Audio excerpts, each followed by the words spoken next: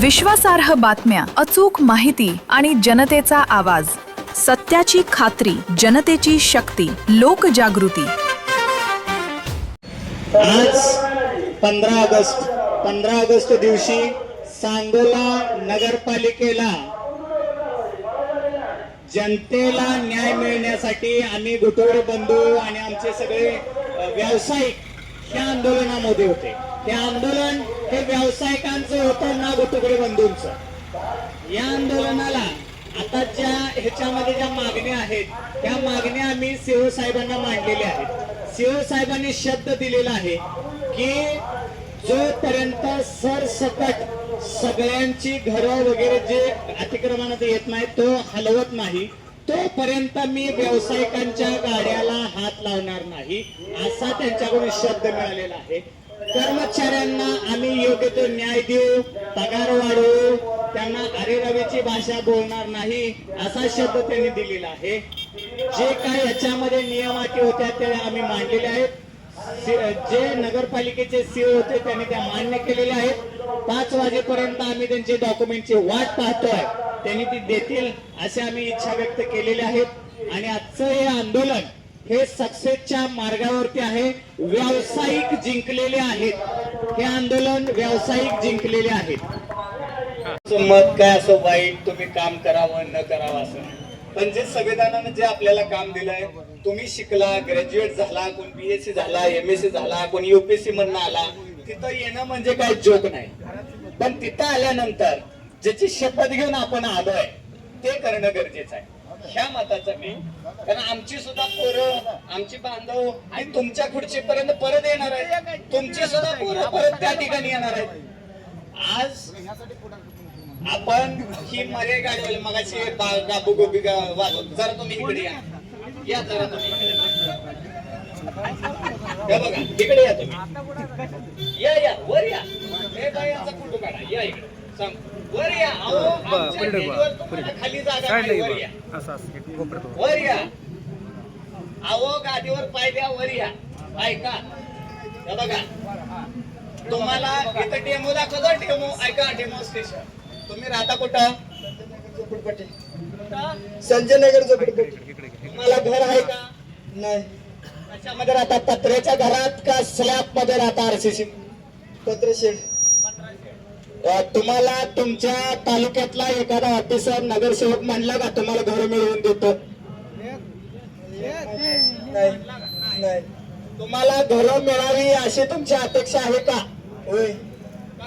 तुमची मुलं बाळं शिकावी, शाळेत जावी, कोण IAS व्हावा, ऑफिसर व्हावा, कलेक्टर व्हावा, मेडिकलला जावं, इंजिनिअरिंगला जावं असं मत आहे का तुमचं? होय. बरोबर.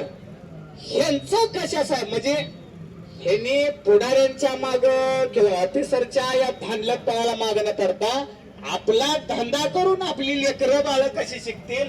आज त्यांना घर नाही, तुम्ही ज्या ठिकाणी तुमचं हे करण्यासाठी यांना बोलवाल, यांना समजा काय जे असेल ते दिलं तर ही लोक जातात.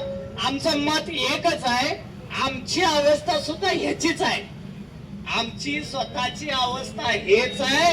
आणि हे लोक जे प्रशासनातले आहेत ना ही झोपलेली, पण इथून पुढच्या काळामध्ये झोपलेल्यांना कसं उठवायचं हे आमची जबाबदारी लागली. फक्त आम्हाला साथ तुमची आहे, ह्यांच्यासाठी, ह्यांच्या लेकरा बाळांच्यासाठी. अरे आम्ही शिकलोय, मी MA BEd आहे, झालोय शिकून वगैरे, आमचं चांगलं आहे, पण आपली सगळी चांगलं झालं. मी शिकलो, नोकरीला लागलो, माझी एवढी जमीन माहिती, एवढी पेटवा त्या जमिनीला. जोपर्यंत तुझा समाज सुधारत नाही, तुझ्या शेजारची माणसं सुधारत नाही. सांगोल तालुक्यामध्ये जे भुयार गटाराचे काम जे चालू आहे ते अतिशय निकृष्ट दर्जाचं काम चालू आहे. या कामावर जो पैसा खर्च झालेला आहे तो खर्च पूर्ण वाया गेल्यात जमा झालेला आहे. अनेक लोकांच्या, अनेक भागातून तक्रारी लोकांच्या आहेत. त्या कामाची सखोल चौकशी झाल्याशिवाय त्या ठेकेदाराचं बिल काढू नये अशी जनतेतनं लोकांची मागणी आहे आणि माझी सुद्धा मागणी आहे. नगरपालिका हद्दीमध्ये जे विविध प्रश्न आहेत सरांनी सांगितलं त्या पद्धतीनं ह्या प्रश्नांसंदर्भात शिवसाहेबांची चर्चा झाली. जोपर्यंत व्यावसायिक आणि सगळे प्रश्न मार्गी लागत नाही तोपर्यंत आम्ही उठणार नाही, हा आमचा पहिला विषय. आणि त्यांनी लेखी सगळं सांगावं याविषयी, कारण सदरचा सीओ बदलून गेल्यानंतर आम्ही कुणाला भांडायचं, त्यांनी दिलेले शब्द आम्ही कुणाला विचारायचे. त्यामुळे आम्हाला लेखी दिल्याशिवाय आम्ही इथं हटणार नाही ही आमची प्रमुख मागणी. भले 2-3 दिवस बसायला लागू द्या, पण जोपर्यंत सगळ्या मागण्या मान्य होत नाहीत, पेपर मिळत नाहीत, व्यावसायिकांना न्याय मिळत नाही, तोपर्यंत आम्ही उठणार नाही. आणि त्यांनी काही एक्साईजचे दाखले वगैरे देत आहेत, त्या ज्या काही कागद आहेत त्यांच्याकडं सगळ्या गोष्टी त्यांनी आम्हाला दाखवाव्या, त्यानंतरच आम्ही उपोषणाचा विचार करू सोडण्याचा. धन्यवाद. लगे सदरच्या अधिकाऱ्यांचा पगार पण 14 तारखेला होतो नगरपालिकेचा. मग आपली घरपट्टी पाणीपट्टी आपण वर्षाला एकदम जमा करतो, त्याचे माझ्या अंदाजाप्रमाणे 5-6 कोटी रुपये जमा होतात अंदाज आहे. मग ह्या कर्मचाऱ्यांना ह्या घरपट्टी पाणीपट्टी मधून टाइम टू टाइम मी म्हणतो 1 ते 5 तारखेपर्यंत यांचा पगार हा सगळ्यांचा झालाच पाहिजे.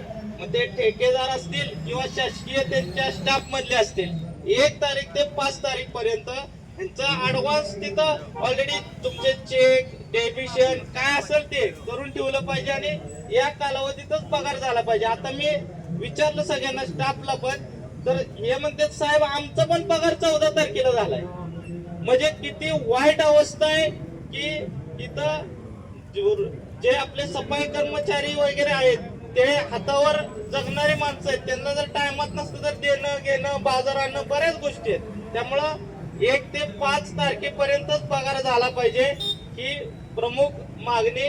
आणि जे काही हातगाडीवाले आहेत त्यांना तुम्ही कुठं जागा देणार आहे पर्यायी या संदर्भात त्यांनी चर्चा करावी.